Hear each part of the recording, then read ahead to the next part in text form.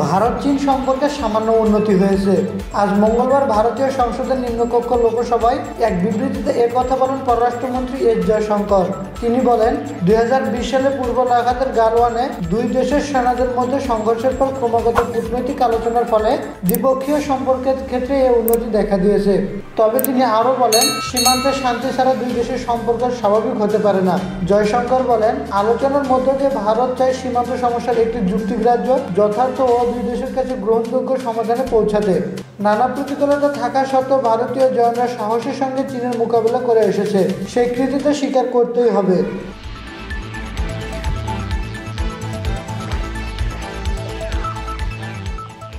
পররাষ্ট্রমন্ত্রী বলেন, কিভাবে সীমান্ত ব্যবস্থাপনা কার্যকরভাবে করা যায়, কিভাবে উত্তেজনা ও সেনা সমাবেশ আরও কমানো যায়, ভবিষ্যতে তা দেখা যাবে। দুই দেশের বোঝাপড়ার ফলে এবার অন্য বিষয়ের দিকেও নজর দেওয়া যাবে।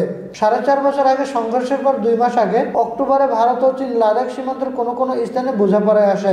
দুই দেশ তা ঘোষণাও করে। সেই সমঝোতার পর এই প্রথম পররাষ্ট্রমন্ত্রী সংসদে বিবৃতি দিলেন। তবে সীমান্ত সমস্যা নিয়ে বিরোধীদের কোনো প্রশ্নের জবাব দেননি তিনি।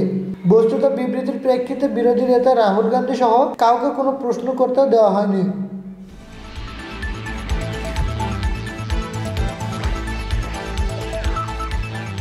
গালওয়ানে সংঘর্ষের পর ভারত চীন সীমান্ত সমস্যা নিয়ে আজ পর্যন্ত সংসদের কোনো বিতর্কে অনুমতি দেওয়া হয়নি।